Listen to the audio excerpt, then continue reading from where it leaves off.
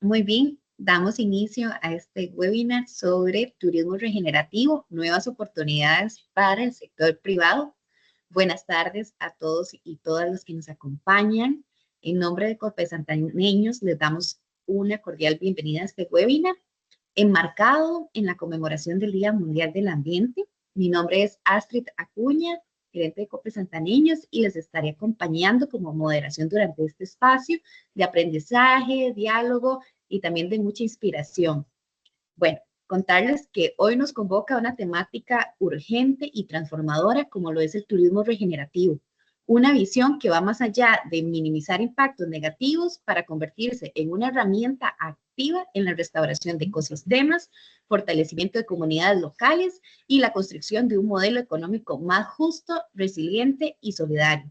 Como cooperativa comprometida con la sostenibilidad y la innovación, desde COPE Santa Niños, queremos promover espacios que permitan repensar la forma en que el turismo se articula con el desarrollo territorial, la justicia ambiental y el bienestar colectivo. En esta ocasión especial tenemos el honor de contar con la participación de un experto internacional en tecnologías aplicadas a la conservación y el diseño de modelos de negocios regenerativos. Frederick Kaufman, bienvenido. Y de verdad que don Frederick nos compartirá su experiencia en iniciativas que están transformando destinos turísticos mediante soluciones innovadoras que restauran ecosistemas y empoderan a las comunidades, como es el caso del Monte Everest. Bueno, antes de iniciar y presentar, darle ya el pase formal a Frederick, perdón, les comparto algunos detalles técnicos. Este webinar se desarrolla, bueno, en la aplicación de Teams. Esperamos más adelante también compartirlo por otras aplicaciones. Les invitamos también a permanecer y mantener con sus micrófonos apagados durante la presentación. Las preguntas las podrán enviar al chat o al espacio de preguntas. Ahí las estaremos abordando cuando sea más conveniente. De igual forma, vamos a abrir un espacio al final para interacciones, ¿verdad? Si así lo desearan, poder compartir unas 4 o 5 interacciones. Y bueno, también la actividad está siendo grabada y será compartida con quienes estén registrados. Entonces, bueno, sin más preámbulo, le damos la más cordial bienvenida a Frederick. Adelante, Frederick, el espacio es suyo. Muchas gracias. Muy bien, pues nada, muchas gracias Astrid, gracias por este espacio. Feliz Día Mundial del Medio Ambiente, hoy un día importante para trasladar mensajes y tratar de que avancemos todos hacia una dirección más interesante en cuanto al turismo. Quería agradecerles, la verdad, la inquietud que tienen, una inquietud compartida a nivel mundial con muchísimos destinos y la verdad es que en este espacio vamos a poder trasladar un poco cuál ha sido un poco el recorrido personal que hemos querido aplicar hacia ese turismo regenerativo de que todo el mundo habla de una manera muy, muy teórica y tratar de implementar esas soluciones en los entornos en los que nos encontramos, ¿no? Estoy ahora mismo ubicado en Barcelona, aquí ya es algo más tarde que allí y nada, un placer poder compartir este momento conjunto con ustedes. Antes de empezar, como bien decía, agradecer a Astrid por esta iniciativa, también a don Henry Oviedo, con quien hemos estado en contacto desde hace algo más de un año, tratando de acercar posturas, inquietudes y ver de qué manera podemos acercarnos. Es curioso porque hay un denominador común entre todos, ¿no? Que es esa preocupación de hacia dónde vamos y cómo podemos encarar este grandísimo reto en el que además intervienen muchísimas figuras, con lo que lo hace aún más complicado por los intereses de cada actor, ¿no? Quiero también agradecer a Jocelyn Duarte de la Fundación Parques Nacionales de Costa Rica, que creo que está entre nosotros. También agradecerle mucho su interés y su soporte a esta iniciativa. Por lo que, si les parece, voy a compartir un poco la pantalla y vamos a tratar de visualizar de una manera he querido sintetizar un poco dónde estamos, qué soluciones estamos o qué problemas estamos viendo, ¿no? Y ver un poco qué está sucediendo con Nepal, que al final no deja de ser un entorno muy icónico a nivel internacional, un icono en el que todos nos sentimos propietarios de ese Everest, y cuando suceden estas cosas nos indigna o nos preocupa, ¿no? De ver que lo que está sucediendo allí, en muchos casos también en rasgos parecidos, lo vivimos y lo sufrimos en nuestros entornos naturales. Al final, el medio ambiente no entiende de fronteras y los problemas que hay son de magnitud mundial. Entonces, bueno, voy a compartir y empezamos. A ver. Entonces, hoy Día Mundial del Medio Ambiente, pues sí, celebramos este caos, ¿no?, que tenemos mundial en cuanto a impacto, en cuanto a turismo, en cuanto a problemática. Como dato curioso, se comunicaba en este Día Mundial del Medio Ambiente que estamos consumiendo todos 5 gramos de microplásticos a la semana. Para que se hagan una idea, 5 gramos de microplásticos es el peso de una tarjeta de crédito. Cosa que es como muy visual y muy preocupante, ¿no? Pero hoy vamos a tratar de mirar un poco el futuro. Vamos a tratar de ver de dónde venimos, dónde estamos y hacia dónde vamos, ¿no? Y sobre todo creo que es muy importante, y hablamos muchas veces de medio ambiente, hablamos de comunidades locales, hablamos de basura, hablamos de problemas de agua, hablamos de problemas de recursos, pero no hay que olvidar que al final el turismo es un motor económico, y este motor económico pasa por las manos de un sector privado que muchas veces mira con distancia, con preocupación, cómo encarar, ¿no? Lo que está clarísimo es que el sector privado tiene una grandísima oportunidad, sea donde sea y en el país que sea.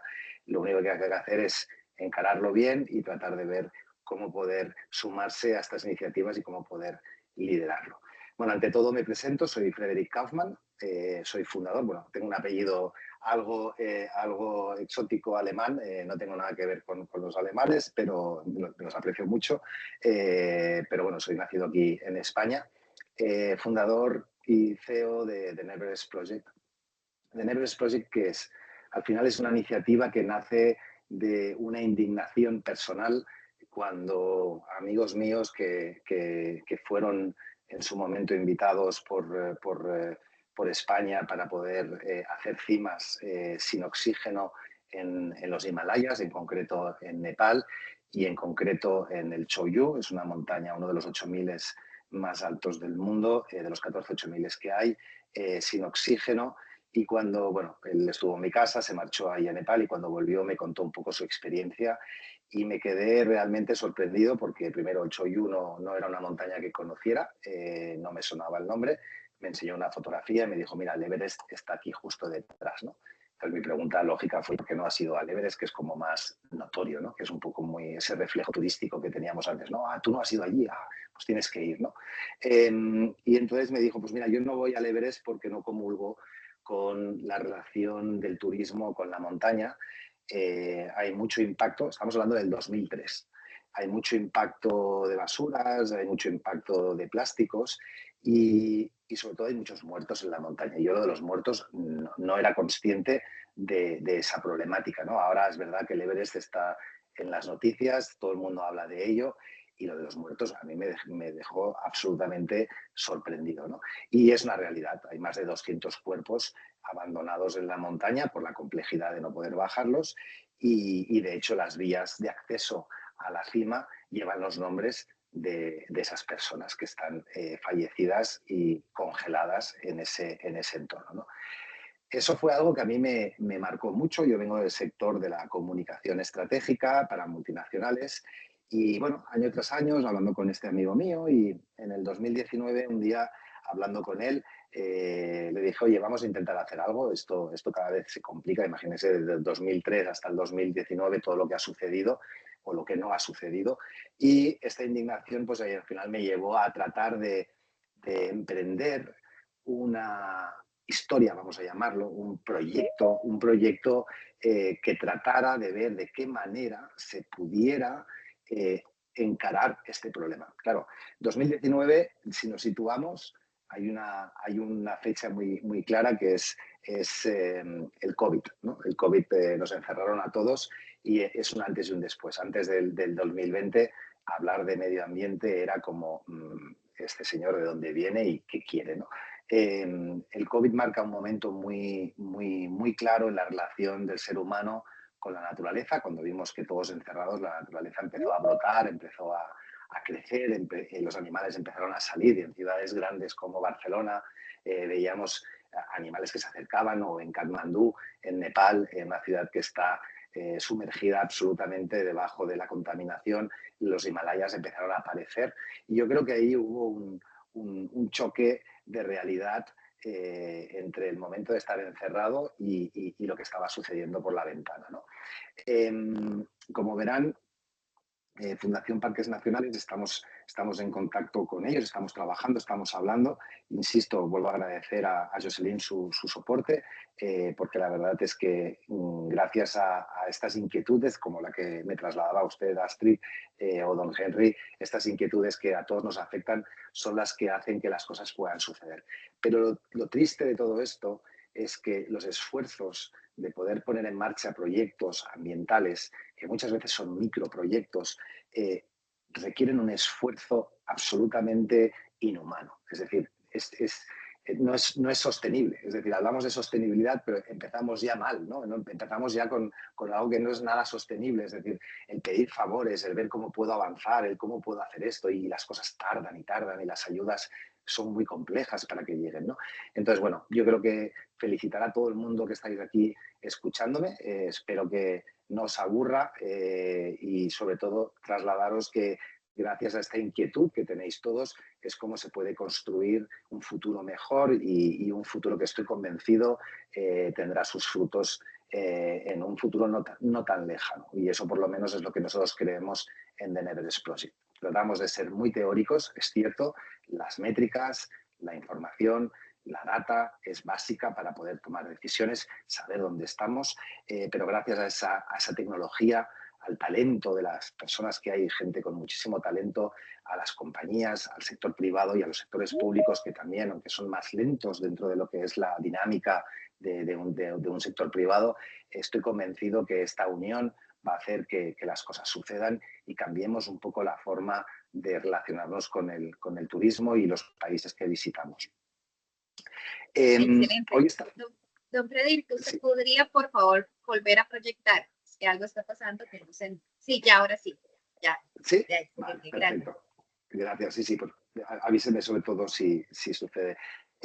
Básicamente, yo creo que un poco la reflexión de hoy es entender el rol del sector privado en la conservación, la regeneración de los espacios naturales. Creo que el sector privado muchas veces está muy, vamos a decir, obsesionado con sus revenues, con sus ingresos, con esas necesidades de poder generar una economía, que es cierto que el turismo hasta hoy ha sido muy interesante, ha aportado dinero, ha aportado capital, ha aportado regeneración social, ha permitido que la gente pueda vivir y pueda enriquecerse y tener una vida más satisfactoria, pero en contrapartida también ha sido muy agresivo. El turismo hasta ahora, yo le suelo decir que es invasivo en cuanto a muy imperativo, ¿no? Muy imperativo. Es decir, yo creo que nos hemos sentido todos visitados, ¿no? Todos, desde España, desde Costa Rica, visitados por Estados Unidos, visitados por otros países, otras potencias. Y muchas veces, al final, lo que nos hemos hecho, nos hemos encogido, ¿no? Nos hemos encogido, hemos tenido esta visita y hemos permitido muchas cosas que creo que hoy por hoy lo estamos pagando, y esto es lo que creo que tiene que cambiar, ¿no?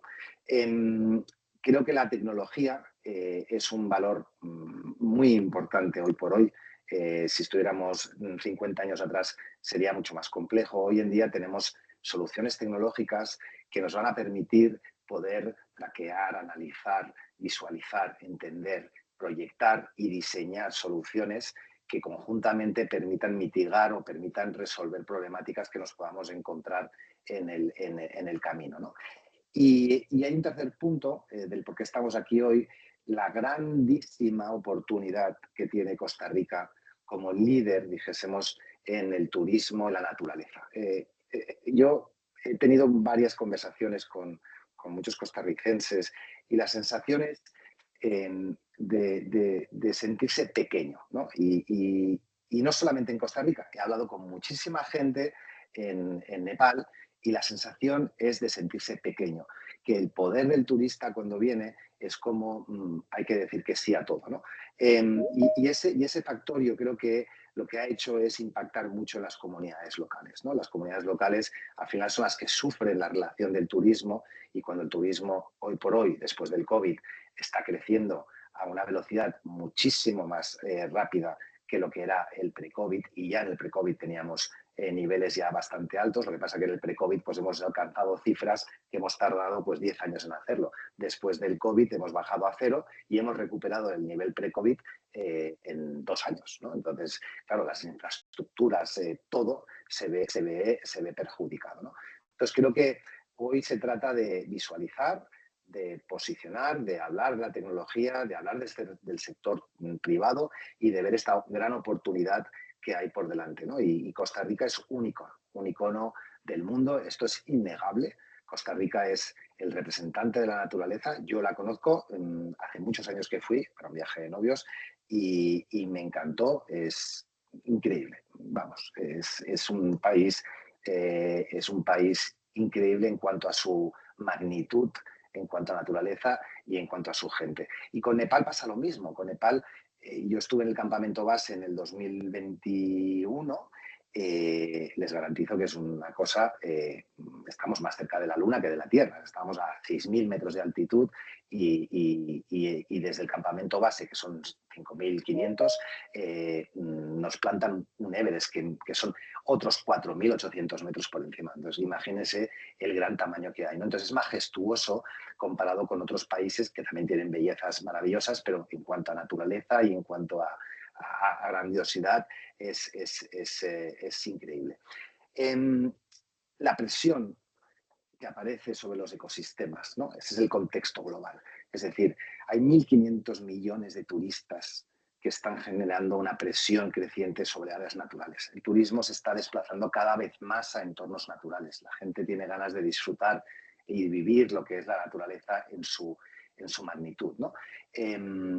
Estos son muchísimas personas, es decir, creo que el Parque de Manuel Antonio, si no me equivoco, tiene unas visitas de 430.000 cuando hace escasos 2 años o antes del COVID era muchísimo menos, ¿no? Yo creo que esto demuestra la gran presión que se está generando en los ecosistemas. Vamos a hablar por tierra, pero es que luego tenemos la gran presión que llega por el mar. Yo estuve en la conferencia del South Summit en Brasil comentando pues un poco la misma problemática que estamos hablando hoy y San Fernando de Noroña, que es una isla increíble, la tienen muy cuidada, tratan de mantener todo lo que es la protección al día, es una maravilla de los esfuerzos que están haciendo para mantenerla y protegerla, pero claro, es que reciben toneladas y toneladas de basura que llega por el mar. Entonces ya muchas veces ya no es el turista que viene a vernos, sino es la basura del turista que llega por el mar, que probablemente ha estado en otros países y nos llega a nuestras costas, ¿no? Y eso, por desgracia, se tiene que asumir los costes de limpieza. Entonces, los estados cada vez se ven más apretados en cuanto a presupuestos, los presupuestos empiezan a decrecer y donde está la problemática, muchas veces nos damos cuenta de que la economía no llega y el problema crece. Y no solamente esto, que no sabemos de cuánto estamos hablando, de qué problema es y a dónde vamos. Entonces, claro, eso es el gran para mí, el problema. ¿Quién sufre todo esto? Al final, las comunidades locales. Al final, los seres humanos que están en ese entorno, que están acostumbrados a vivir ahí, que tienen que convivir con toda esta magnitud de personas que vienen, que muchas veces vienen sin ningún tipo de conocimiento, y no porque no quieran, sino porque no se les ha dado el conocimiento. Esto lo que hace es que es una bomba absolutamente de relojería, ¿no?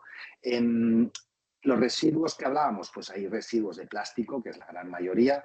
Para que se hagan una idea, en cifras, el Everest suben en todo lo que es el Parque Natural de Sagarmatha, suben 60 toneladas de material, de comida, de plásticos, de botellas de oxígeno, de tiendas de acampada, bueno, de todo lo que haya, y bajan escasas 10 toneladas. Es decir, hay mucho que se queda ahí arriba. Mucho de ello es el orgánico. El orgánico, hay más de 14 toneladas de orgánico que está ahí arriba. Y como dato curioso, el Everest, en el campamento base, donde conviven 2.000 personas durante 60 días, tiene 4.000 litros de orina que se vierten al día, que se vierten en el glaciar directamente donde está el campamento base, porque está justo en el glaciar del Khumbu, ¿no? Y además, a todo esto, si añadimos que el turista no tiene esa conciencia de impacto, que simplemente por pagar ya considera que tiene un derecho de uso, no con mala fe, porque al final yo estoy convencido, yo soy muy fan de la humanidad, pero estoy convencido que la gente tiene mucha voluntad, pero claro, si no tienes información, no tienes comparativa, pues es que es imposible saber dónde estamos. La gente viene, lo disfruta. ¿Y dónde se queda el problema? En el país, ¿no? Y al final, ese coste, ¿quién lo paga? Las comunidades locales. ¿De acuerdo? Como comentábamos antes, en cuanto a conservación, ¿no? Y como dato que estaba tratando de daros antes, 430.000 visitantes al año y un aumento del 112% respecto al 2019. Vamos, esto es muy complejo. En Nepal pasa lo mismo. Nepal ha tenido en un año, comparado con el, o sea, del 22 al 23, ha habido un aumento del 60%, ¿no? O sea, son cifras monstruosas. En Nepal lo visitan 1 millón de personas al año, 1.100.000. Creo que Costa Rica, y perdonen si me equivoco las cifras, supera los 2,5 millones. Los 2,5 millones, con lo que al final esto lo que provoca es saturación, con ganas de conquistar, dijésemos, la naturaleza y disfrutarla, pero hay una problemática que se queda en el país, ¿no? Y luego las comunidades locales, que tienen esa necesidad de intervenir en el turismo, porque al final es una fuente de ingreso y nos pasa como en España. En España vivimos del turismo. En Nepal el turismo es el 6% del PIB de forma directa. En Costa Rica probablemente pues también tendrán muchísimo turismo y los PIB serán representativos en ese aspecto, ¿no? Claro, esto es una pescadilla, como decimos aquí en España, que se muerde la cola, ¿no? Es decir, la gente tiene necesidades económicas y necesita vivir y necesita mandar a sus hijos a la escuela y poder vivir y poder ingresar. Entonces, claro, mucha gente nos dice, no, en Nepal, no, pues lo que hay que hacer, supongo que las fotografías del Everest las habrán visto ustedes, esas colas majestuosas de gente que está haciendo la cola para subir hasta la cima, la gente dice, esto lo que hay que hacer es cerrarlo, ¿no? Cerrarlo. Y bueno, ya, cerrarlo no es una solución. Ahora imaginemos que cerramos Costa Rica porque decidimos cerrarlo. Esto no es una solución. Es decir, al final lo que estamos haciendo es coger el problema y ponerlo en otro lugar, ¿no? Y luego a gestionar ese otro problema, que probablemente sea aún más complejo porque es algo que nace y que no sabemos dónde vamos, ¿no? Entonces, claro, este impacto que además es creciente y que nadie sabe cuánto estamos creciendo. Sabemos que crece, pero no sabemos en cuánto. Y que además toda esta basura que se recoge, que se tiene que almacenar, que se tiene que gestionar internamente, el problema es monstruoso. Y además, si estamos faltos de recursos, pues entonces imaginemos cómo vamos a plantear todo esto. Bueno, pues todo este boom, dijésemos, en mi cabeza pasó hace unos años y yo personalmente dejé mi profesión anterior y decidí emprender este viaje. Un viaje que tenía clarísimo que solo es imposible hacerlo. Es un viaje que hace falta tener talento cerca, personas, gente con muchísimo conocimiento de distintas áreas, desde gente del sector público, abogados, legalistas, directores financieros. Y ese es un punto muy importante, porque como decía antes, la sostenibilidad parte desde el punto uno. No podemos pretender construir un futuro sostenible si no somos sostenibles económicamente. Es inviable. Eso no puede funcionar. Y luego la tecnología. Tenemos que tratar de medir, tenemos que tratar de saber, tenemos que tratar de diseñar en base a datos reales. Son nuestros KPIs, son nuestros puntos de partida. Nosotros tenemos que saber dónde estamos. Es decir, si no tuviéramos el índice, el índice correspondiente a un valor concreto, no podemos saber si estamos mejorando o estamos empeorando y no podemos diseñar y rehacer estrategias en este aspecto, ¿no? Entonces, por eso la importancia de la trazabilidad ambiental del visitante, de poder tener data y mejorar la toma de decisiones. Y el sector privado. El sector privado es un sector que yo conozco bien porque he vivido siempre del sector privado. He sido emprendedor y me he relacionado con multinacionales del consumo, ayudándoles a diseñar campañas y a tratar de dibujar.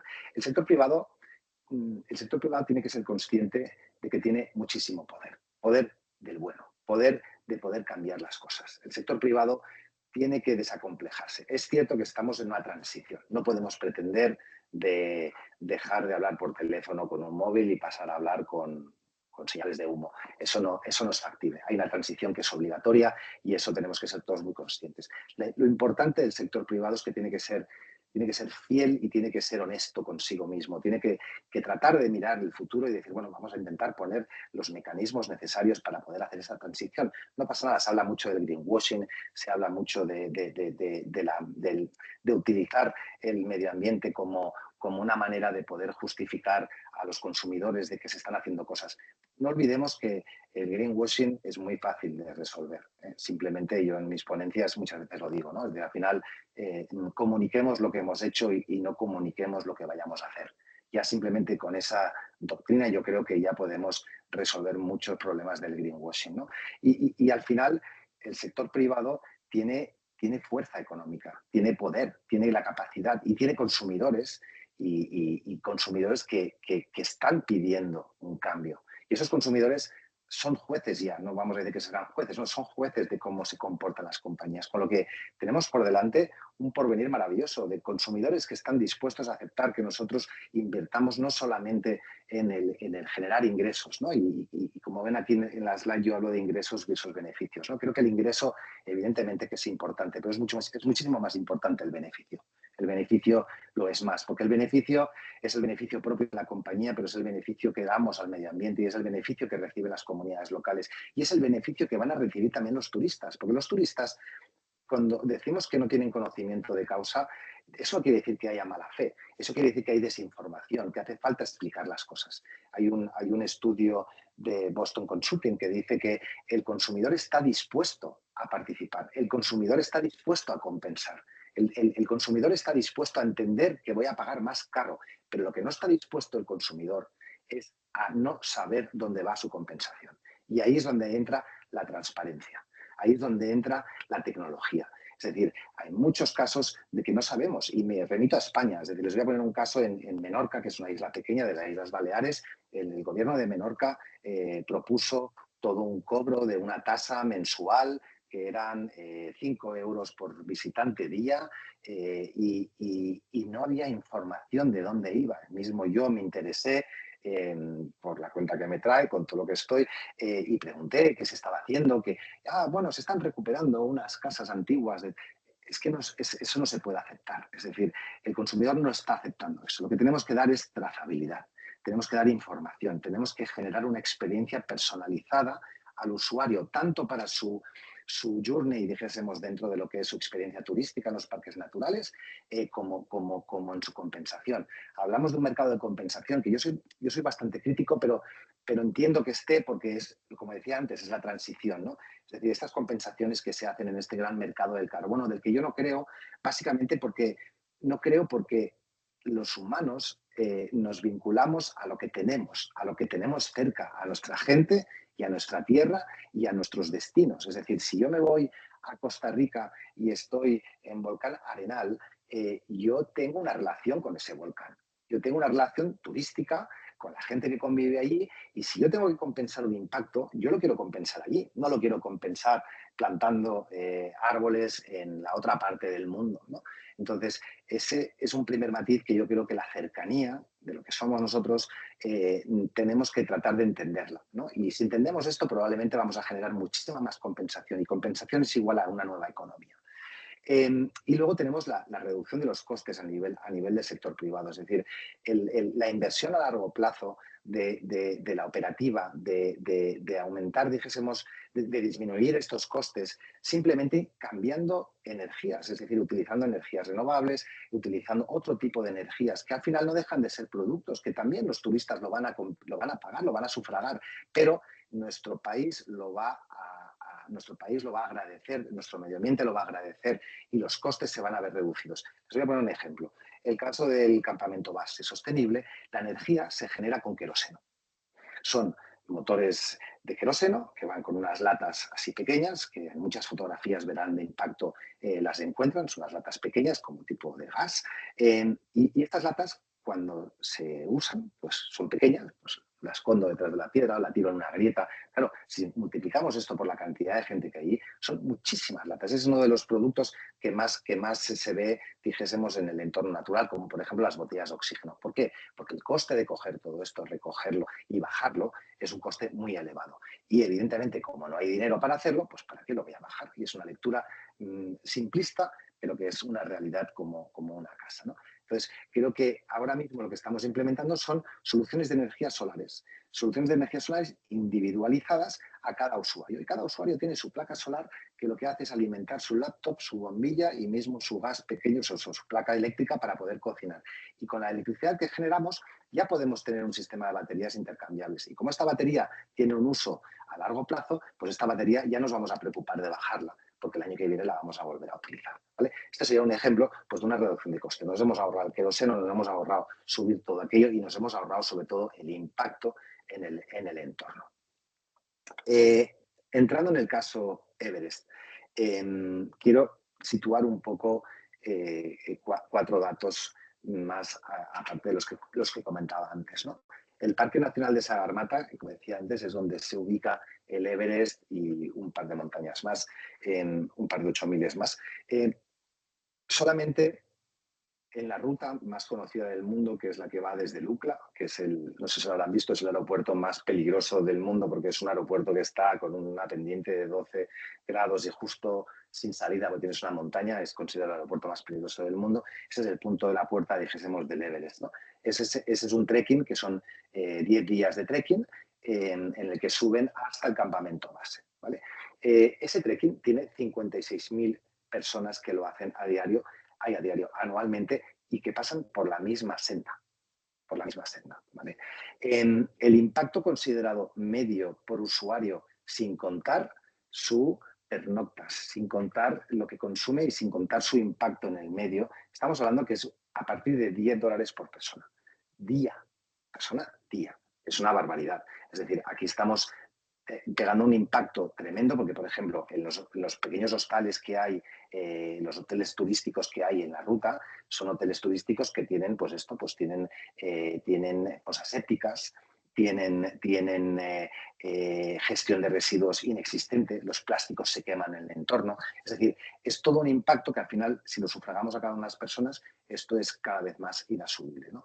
Y no hay ningún tipo de trazabilidad, no se sabe nada dónde va. Vienen los helicópteros, cogen la basura, la bajan a un punto y a partir de aquí nadie sabe lo que pasa. No hay plantas de reciclaje, no hay nada de nada que nos pueda decir dónde estamos. Y no solamente eso, sino que además no hay educación ambiental. La gente viene, disfruta, se va a hacer el Everest y a partir de aquí se hacen la foto de turno. Y no solamente esto, cuando llegan a la cima del Everest se hacen la fotografía ellos mismos con el Sherpa. Es imposible hacer cimas sin ningún Sherpa y lo habitual es cortar la fotografía para que yo como turista extranjero salga solo la fotografía como he sido el gran vencedor de la cima, ¿no?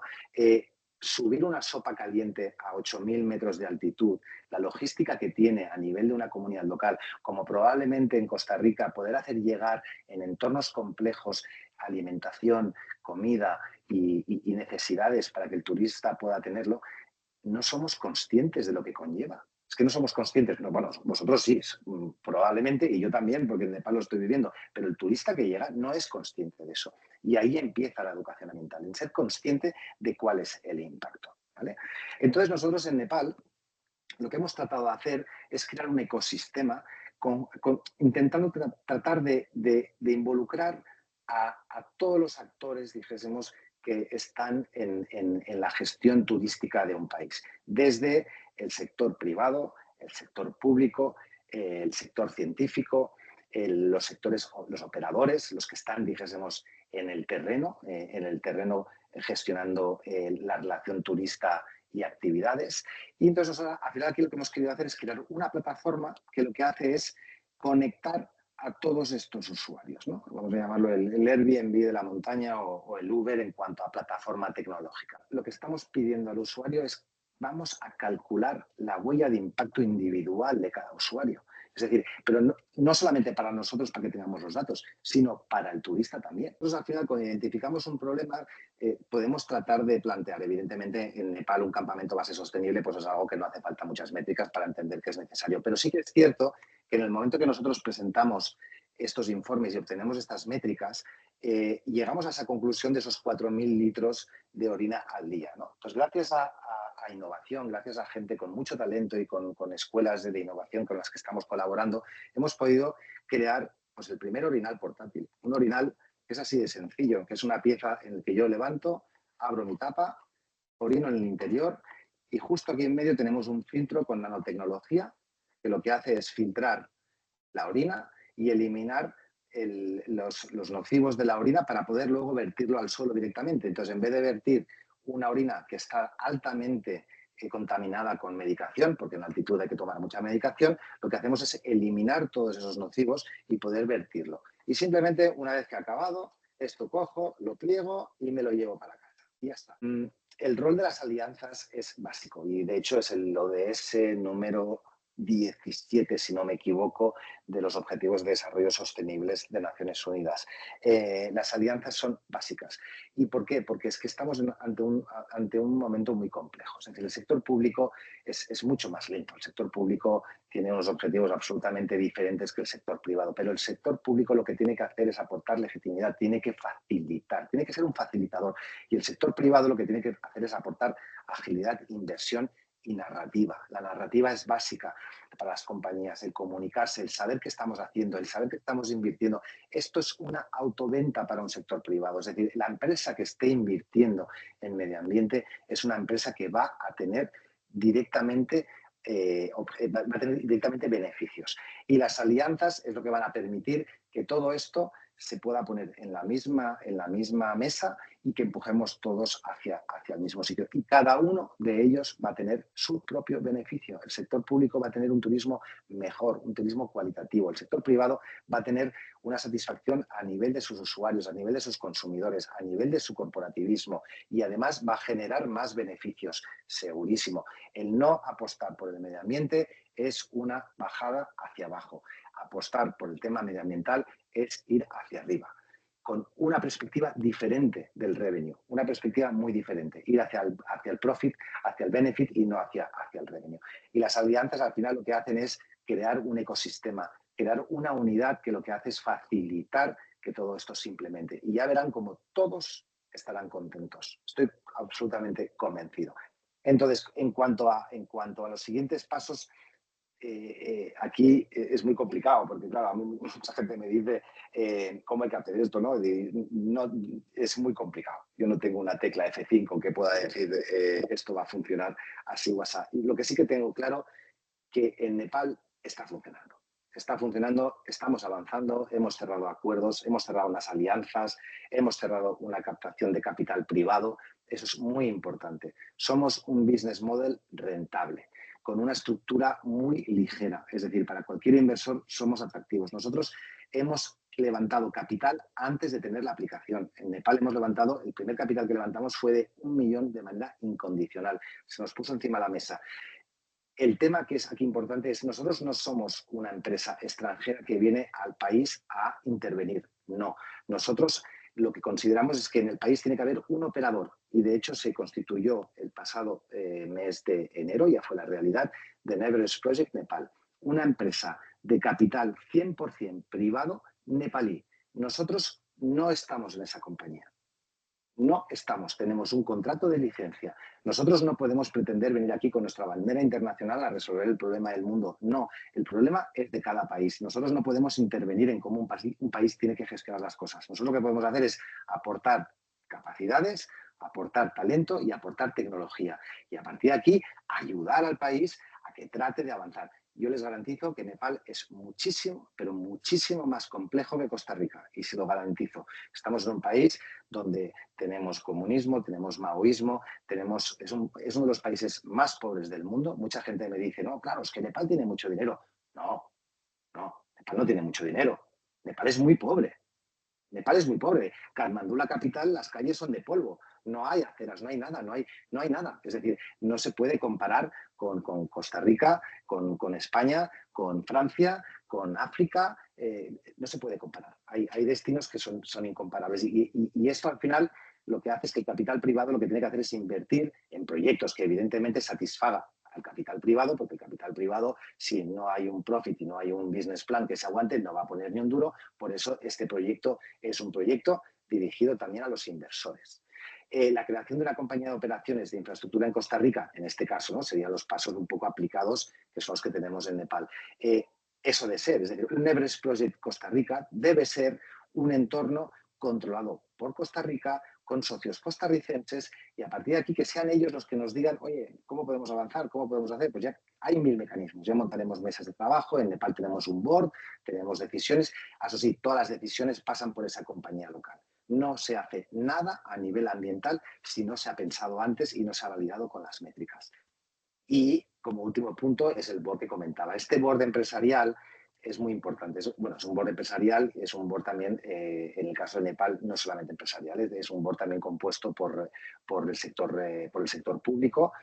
No es un board muy complejo, es un board de unas 12 personas, cada uno tiene su especialidad y se pone encima de la mesa cuáles son las necesidades. Pues en Nepal hay necesidades no hay necesidades de agua en ese aspecto, en los glaciares. En Costa Rica sí que hay más preocupación con el tema del agua. Pues cada preocupación lo que se va a hacer es diseñar una solución, y esa solución vamos a tratar de financiarla con la nueva economía que estamos generando. Es una economía regenerativa. No olvidemos que el turismo regenerativo es dejar el sitio que he visitado mejor de cómo me lo he encontrado, y eso pasa por generar esta economía. A partir de aquí, las alianzas de Everest Project con la Fundación de Parques Nacionales para nosotros es básico, y de hecho estamos en conversaciones, evidentemente estamos en conversaciones incipientes e iniciales. Me personaré en Costa Rica, creo que estamos hablando que para mediados de agosto tal vez estaremos allí, con lo que será un placer poder saludarles en directo si nos vemos allí. Al final estas alianzas pasan por no comprometer el sector privado, sector público, ni el sector privado. Es decir, lo que hay que hacer es facilitar, no comprometer. El sector público lo que tiene que hacer es ayudarnos, ayudar a conectar, ayudar a pensar, ayudar a diseñar y ayudar a atraer ese capital privado para que entre todos podamos ponerlo, que es el segundo punto, que es este apoyo del sector privado y la inversión privada. Y luego definir bien este proof of concept, dónde queremos ir. Vamos a coger un parque, vamos a coger un entorno natural, vamos a tratar de analizarlo, vamos a tratar de visualizarlo, y a partir de aquí, una vez que tengamos hecha la prueba, implementada la tecnología y ver que esto está funcionando y que tiene un camino de crecimiento, que evidentemente en Nepal no van a compensar todos el primer año, pero bueno, el siguiente entrará más, y el tercero entrará más, y el cuarto entrará más. Hay que hacerlo de manera orgánica. No hay nada mejor que hacer las cosas de manera orgánica. Cuando son impuestas, las cosas no funcionan porque siempre hay alguien que está en desacuerdo. Y luego la escalabilidad, es decir, coger ese modelo y aprender de ese modelo que hemos hecho y tratar de escalarlo en otros entornos naturales. Y nada más, siento mucho si está una hora hablando, o sea, les pido disculpas por el rollo que les he proporcionado. Yo les agradezco mucho el tiempo, el haberme escuchado. Estaré encantado ahora de tratar de contestar a las preguntas. Si hay dudas o cosas que no han quedado claras, díganme y trataré de explicarlo nuevamente. En este QR recibirán newsletter de Everest Project. Si quieren entrar, vamos notificando una vez al mes de las cosas que vamos haciendo, en este caso en Nepal. Y ya está, y nada más. Muchísimas gracias. Muy bien, excelente, les agradezco mucho. Se les va a pasar la información, ¿verdad? Y la grabación de este espacio. Agradecerles a ustedes por conectarse en esta tarde, a don Frederick por todo su conocimiento, y también, bueno, reafirmar que desde Cope Santaneños tenemos un compromiso con un turismo que no solo sea sostenible, sino también que sea regenerativo. Como decía don Frederick, ahí el mensaje clave es dejar mejor el lugar de cómo lo encontramos, ¿verdad? Y hacerle saber a ese turista lo que nos importa en nuestra comunidad y el valor que tiene para nosotros y por eso la cuidamos. Entonces, bueno, les invitamos a seguir construyendo redes, como nos motivaba don Frederick, a innovar desde lo local y a participar activamente en la transformación de nuestros territorios. Recuerden que pueden después compartir esta grabación con colegas y organizaciones aliadas y también seguirnos en las redes y cualquier reunión aparte, estamos totalmente abiertos a poder construir con ustedes pues un futuro más sostenible y regenerativo en torno al turismo. Entonces, muchísimas gracias por haber participado de este espacio. Linda tarde.